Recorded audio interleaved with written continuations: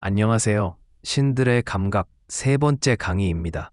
여러분은 신을 생각해 본 적 있으신가요? 혹은 신을 느껴본 적은 있으신가요? 많은 사람들이 신은 존재하는가? 라는 질문에서 종교 이야기를 시작합니다.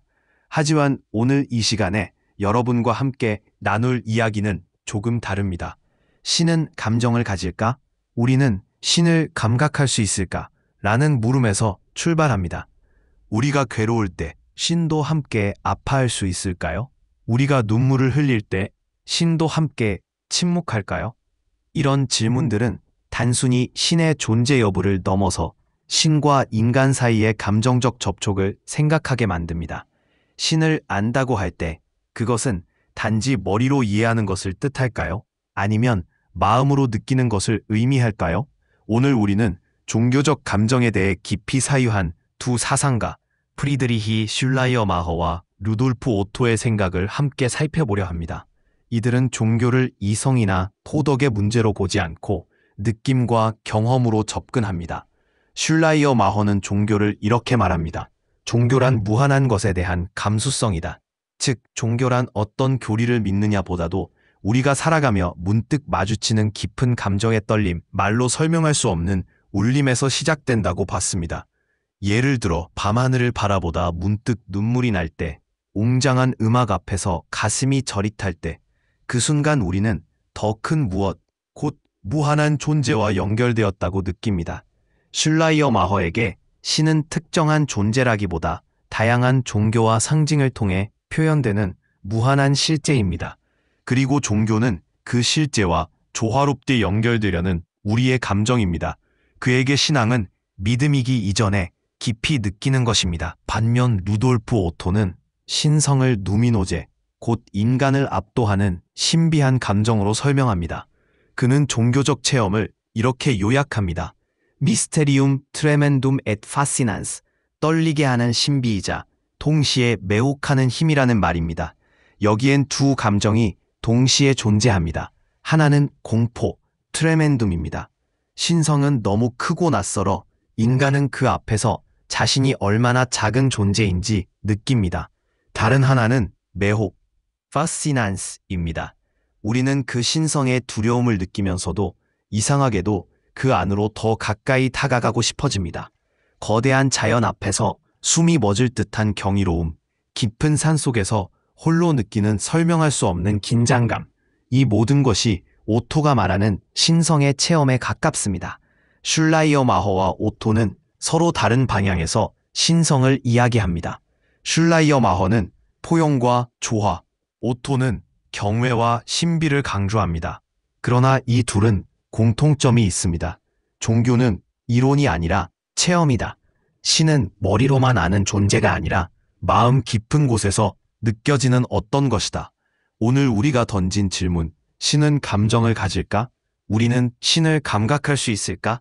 의 이 두 사상가는 이렇게 말합니다. 당신이 정말 깊이 느끼는 그 순간, 그 감정 속에서 이미 신이 당신 곁에 있다. 이제 슐라이어마허와 오토의 주장을 좀 더 구체적으로 이야기해 보고자 합니다.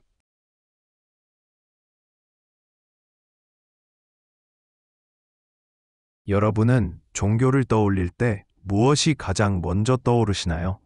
교리나 계율, 기도, 성경과 같은 성스러운 책, 아니면 신을 믿는다는 어떤 확신의 감정일까요? 오늘 소개할 프리드리히 슐라이어마허는 우리가 종교를 바라보는 방식을 완전히 새롭게 뒤바꾼 인물입니다. 그는 이렇게 말합니다. 종교란 무한한 것에 대한 감정이다.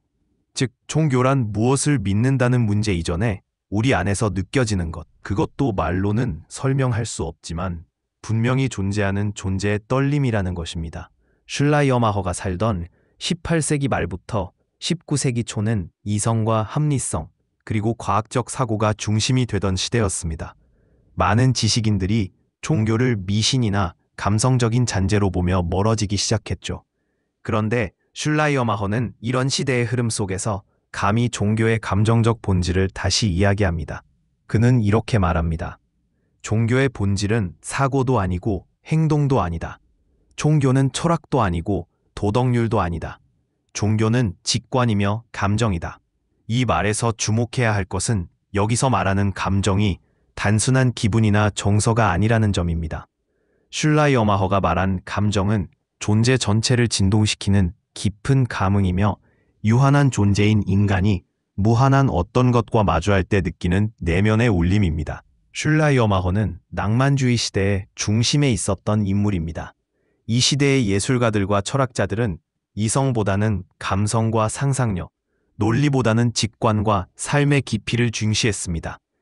이들이 추구한 가치는 전체성과 조화, 그리고 무한이었고, 인간을 단순한 이성적 기계가 아니라 삶의 아름다움과 비극, 고통과 희열을 느끼는 존재로 보았습니다.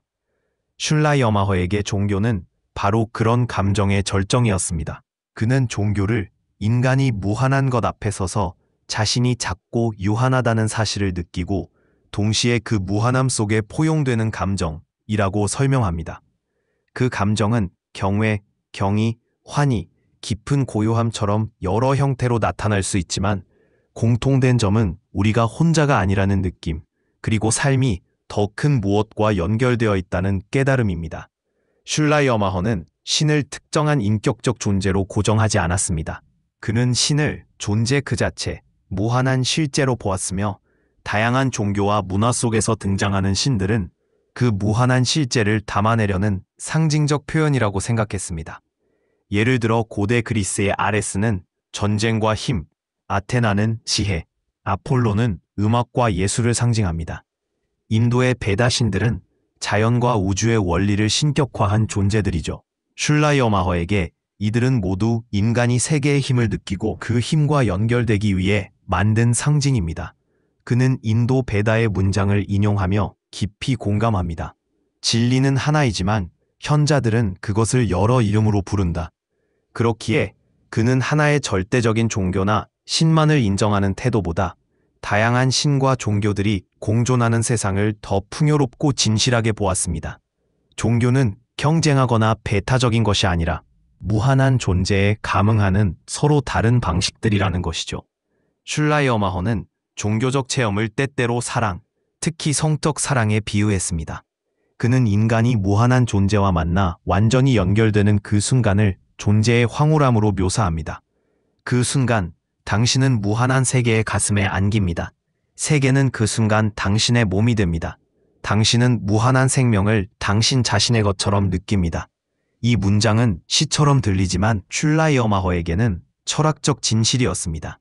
우리가 진정한 종교적 직관을 경험할 때 그 체험은 단순한 정서적 감동이 아니라 존재 전체가 진동하는 감각, 다시 말해 내가 세계의 일부이고 세계가 내 일부라는 깊은 통합의 감정이라는 것입니다.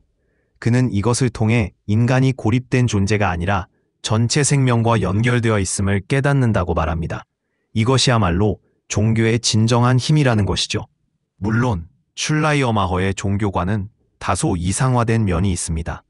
현실의 종교들은 종종 배타적이고 갈등과 전쟁의 이유가 되기도 하며 어두운 재의나 폭력을 동반하기도 했습니다. 고대 종교들은 인간 희생, 계급 차별, 정치적 억압과 밀접하게 연결되기도 했습니다. 슐라이어마허는 이런 현실의 종교적 현상에 대해서는 비판적이었으며 그것들은 진정한 종교의 본질이 아니라고 보았습니다. 그에게 진짜 종교란 그런 제도나 권력 체계가 아니라 인간 내면에서 우러나는 무한과의 연결, 존재의 떨림이었습니다. 슐라이어마허는 우리에게 묻습니다. 당신은 삶 속에서 무한을 느껴본 적이 있는가? 그것은 누군가를 깊이 사랑할 때, 고요한 숲속에서 문득 눈물이 날 때, 밤하늘을 올려다보며 말없이 숨을 멈추는 그 순간일 수도 있습니다. 그런 순간, 그는 말합니다. 인간은 유한하지만 잠시 영혼을 붙잡는 경험을 한다고요. 슐라이어마허에게 종교란 신을 믿는 신념 체계라기보다는 우리 존재 전체가 세상의 숨결과 연결되는 순간 그 감정의 중심에서 신성을 감지하는 능력입니다. 그는 종교를 이렇게 다시 정의합니다. 종교는 신과의 관계라기보다는 세계와의 감흥이다.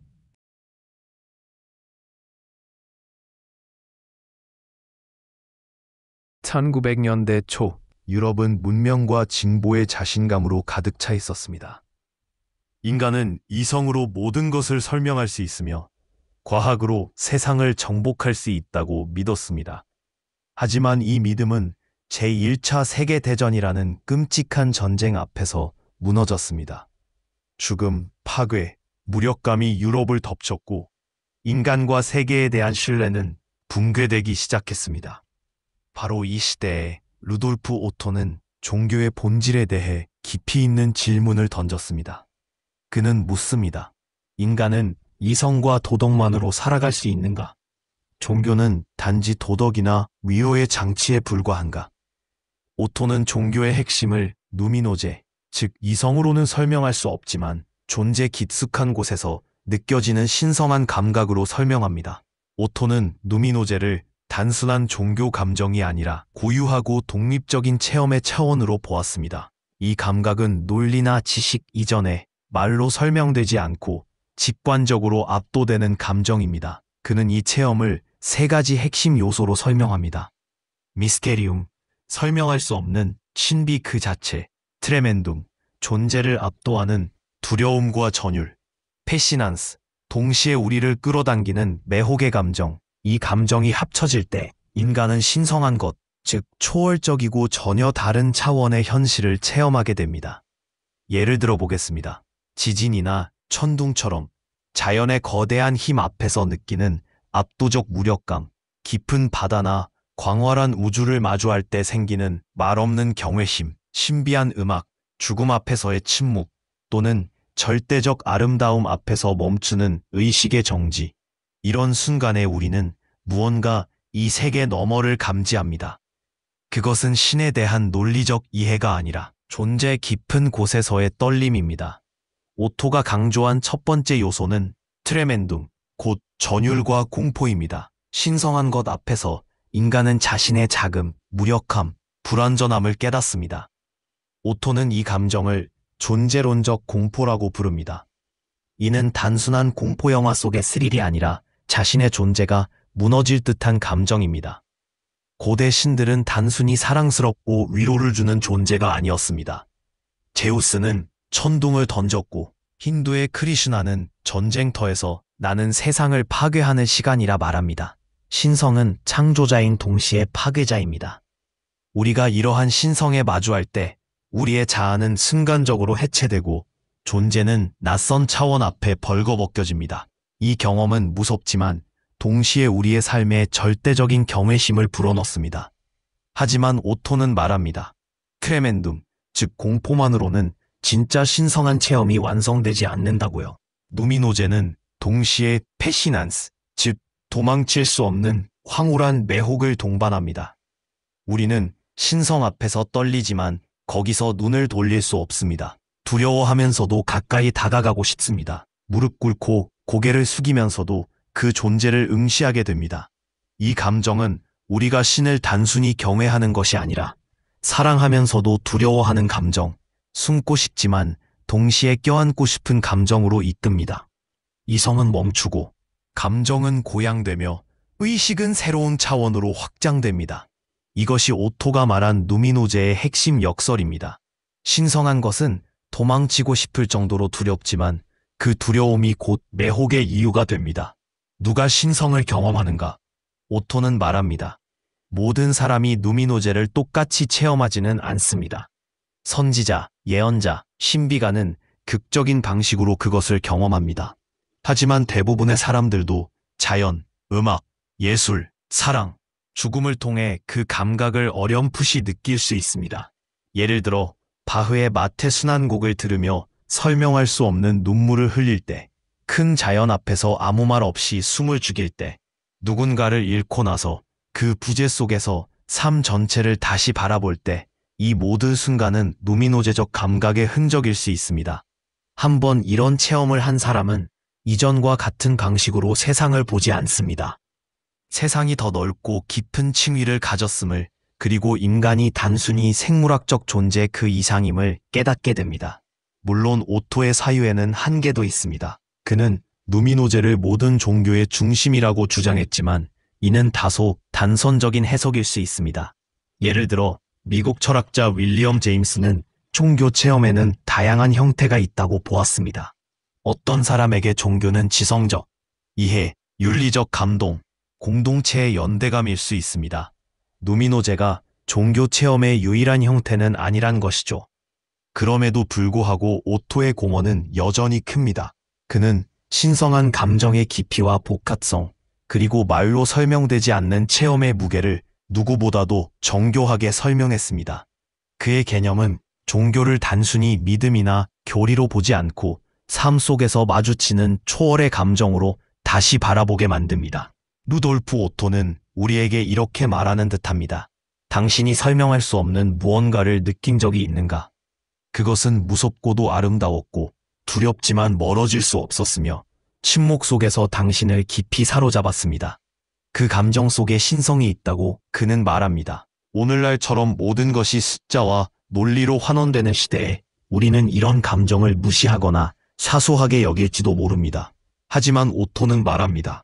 신성한 체험은 언어를 초월하며 우리를 고요하게 만들고 때로는 떨리게 하며 삶의 방향을 바꾸는 깊은 통찰을 불러온다. 이것이 바로 오토가 남긴 가장 깊은 질문이자 선물입니다.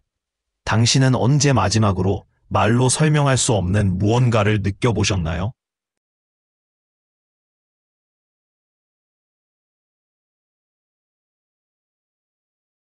이번에는 독일의 철학자이자 종교학자인 마르틴 부버를 중심으로 인간 존재의 깊은 의미를 탐구해 보겠습니다. 부버는 인간 존재의 핵심을 관계에서 찾았으며 그는 특히 만남이라는 개념을 통해 우리의 삶과 신성을 이해하려고 했습니다. 부버는 인간이 존재하는 방식에 대해 두 가지 주요한 관계를 제시합니다. 바로 나, 너의 관계, 그리고 나, 그것의 관계입니다. 이 두 관계는 우리가 세상과 그리고 다른 사람들과 어떻게 소통하고 연결되는지를 설명하는 중요한 개념입니다.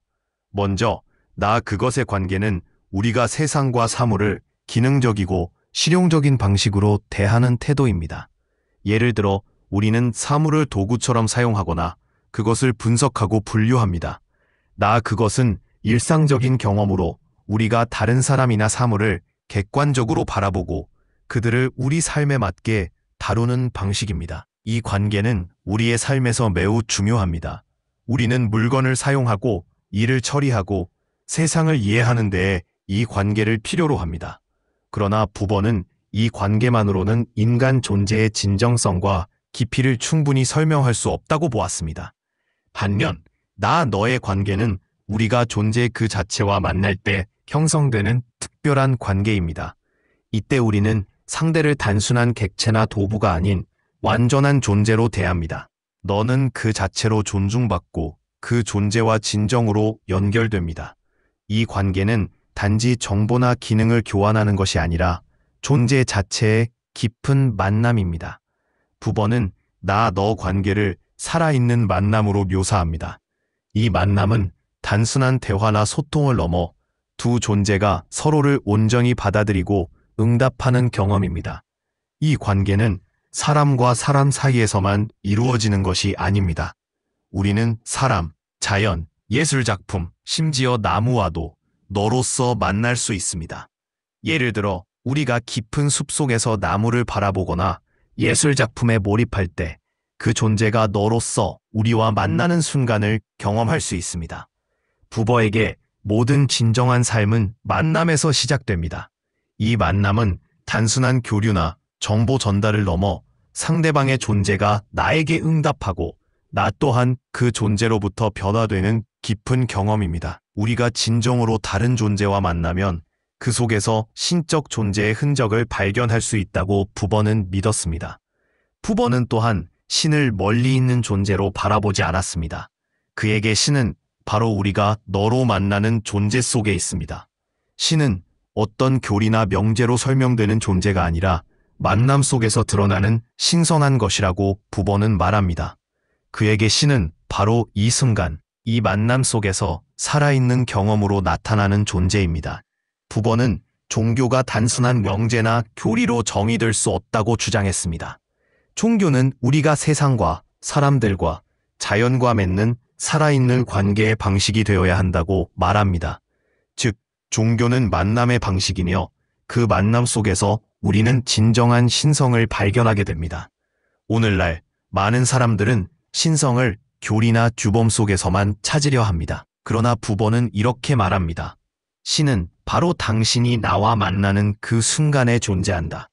우리는 삶 속에서 사람들과 자연을 너로 만날 때 그 속에서 신의 존재를 발견할 수 있습니다. 부보의 가르침은 오늘날 우리가 타인과의 관계, 자연과의 관계, 그리고 세상과의 관계를 어떻게 형성할 것인가에 대해 중요한 성찰을 제공합니다. 인간은 단지 사물이나 대상을 다루는 존재가 아니라 서로를 만나는 존재로서 삶의 깊이를 찾을 수 있습니다. 만남 속에서 우리는 진정한 신성을 경험하고 그 경험을 통해 삶의 의미를 새롭게 발견할 수 있습니다.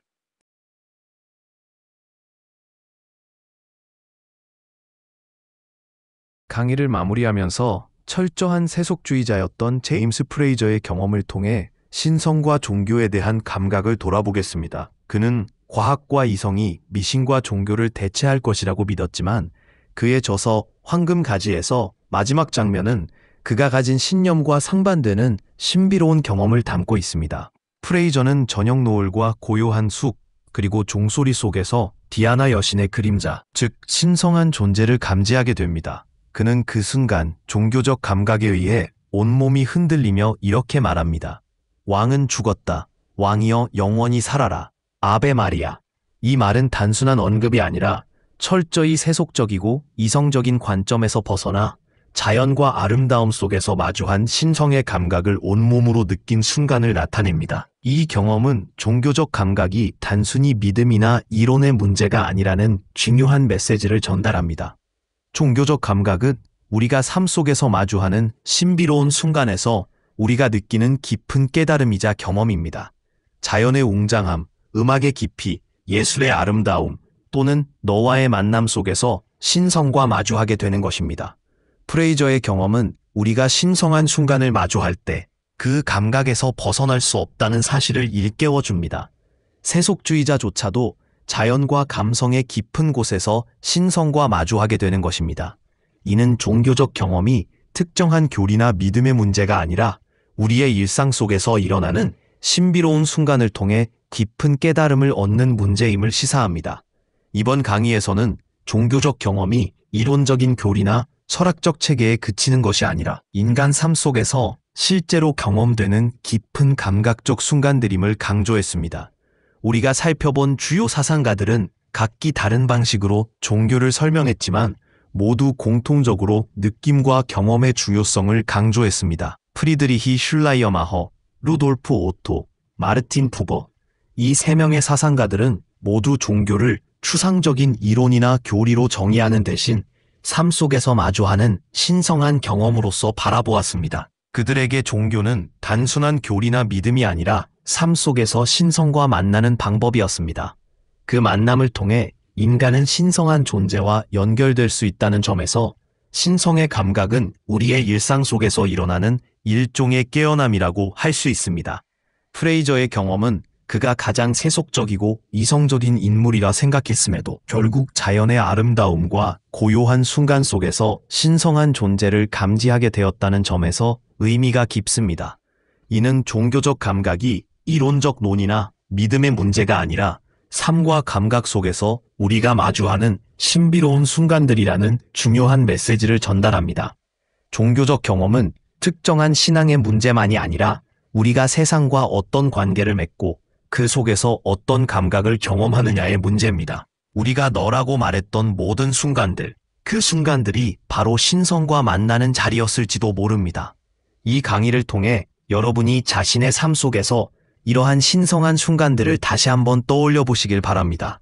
그것은 나무를 바라보던 순간일 수도 있고 음악 속에서 멈춰선 순간일 수도 있습니다. 종교적 경험은 그저 교리나 믿음에 머무르는 것이 아닙니다. 그것은 우리가 살아가는 일상에서 느끼는 신성한 감각에 대한 이야기입니다. 이번 강의를 통해 이러한 신비로운 순간들을 다시 한번 되새기며 우리의 삶 속에서 신성과의 연결을 더욱 깊이 느끼기를 바랍니다. 다음 강의에서는 2장 신 넘어 인간의 이성을 넘어서는 어떤 존재라는 주제로 인간 이성의 한계를 넘어서는 신의 존재와 신을 이해하려는 여러 신학적, 철학적 논의에 대해 다룰 것입니다. 예언자들과 선지자들, 유일신 사상, 부정신학의 길 틈을 통해 신의 존재를 어떻게 설명하고 증명하려 했는지를 살펴보겠습니다.